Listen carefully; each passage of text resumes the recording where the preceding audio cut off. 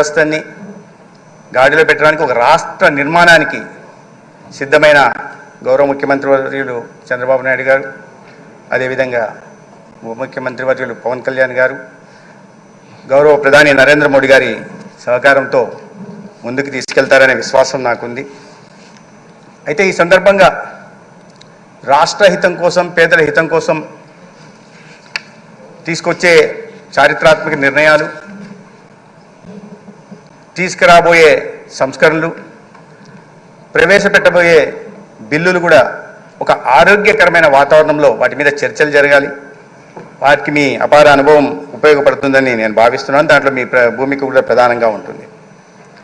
పరిపాలనలో, ప్రజా జీవితంలో మీకున్న అనుభవం శాసనసభాపతి స్థానానికి వన్నెదిస్తుందని, మీకున్న ప్రాప్త కాలజ్ఞత, స్థితప్రజ్ఞత ఈ బాధ్యతకి మరింత వన్నెదిస్తుందని నేను భావిస్తున్నాను.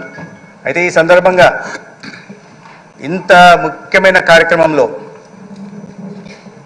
శాసనసభాపతి బాధ్యతలు స్వీకరిస్తున్న తరుణంలో ప్రతిపక్షం లేకపోవడం సభలో చాలా దురదృష్టకరం.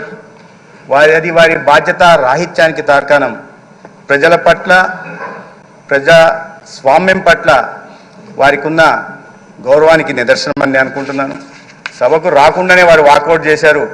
ఈ మానసిక స్థితి కారణంగానే ప్రజలు వారిని నాకౌట్ చేశారనే విషయాన్ని వారు గుర్తుంచుకోవాలి.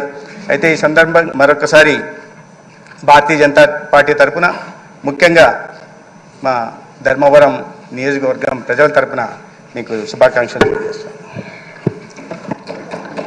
తరువాత పెద్దలు అచ్చెన్నాయుడు గారు మాట్లాడతారు.